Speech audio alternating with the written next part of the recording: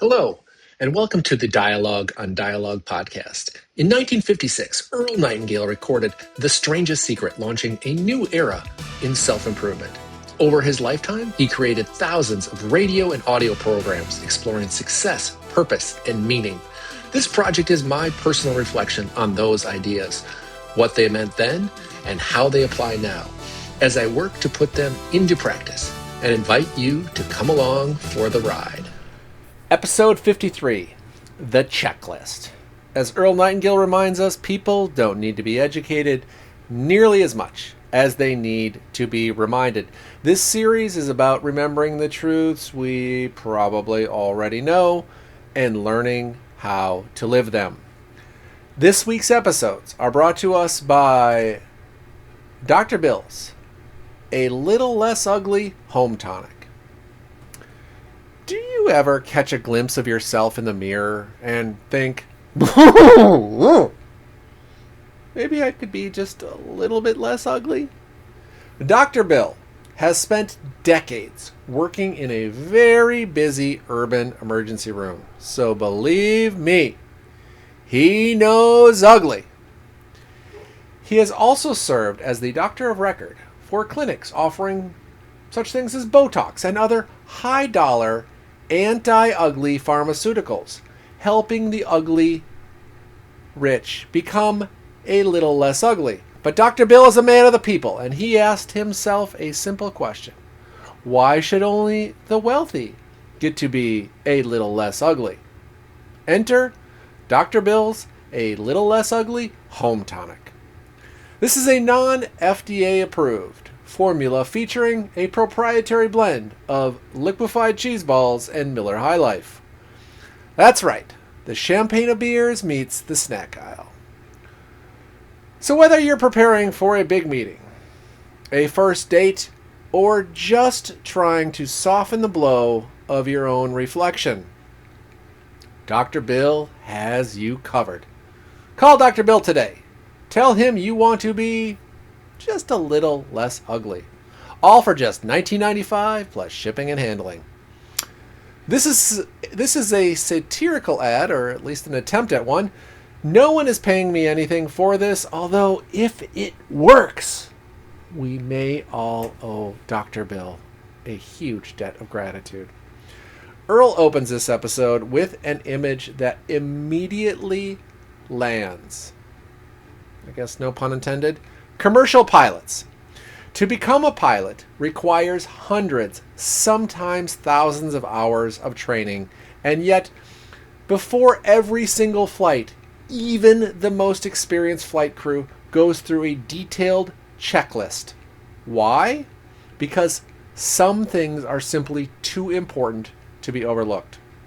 Earl argues that life is no different. No matter how experienced or capable we are, we still forget. And the most important truths, ironically, are often the easiest ones to neglect. So his solution is simple and practical. Create the Earl Nightingale Daily Checklist. Post it somewhere you cannot ignore, like your bathroom mirror, so you see it every single day. The first item on Earl's checklist is this. Rewards will always be in exact proportion to your contribution. This is the core success formula he returns to again and again. If you want more income, more opportunity, more fulfillment, the first place to look is always the contribution side of the ledger. Earl makes an almost mischievous observation here. Very few people around you truly understand this principle or live by it, which means you are not actually competing with most people. Once you internalize this law, you're playing a different game altogether. The second word Earl wants on your checklist is goldmine, or as he sometimes reframes it, goldmind. This is the reminder that what separates human beings from every other animal is our ability to think. And not just think linearly, but exponentially.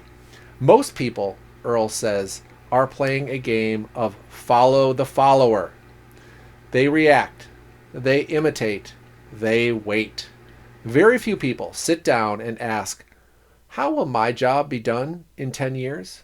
What skills will matter then? How can I reach out and pull the future toward me? Earl offers a striking exercise. If you generate 5 new ideas per day to improve some aspect of your life or work, that's 25 ideas per week, and that gives you the weekends off too.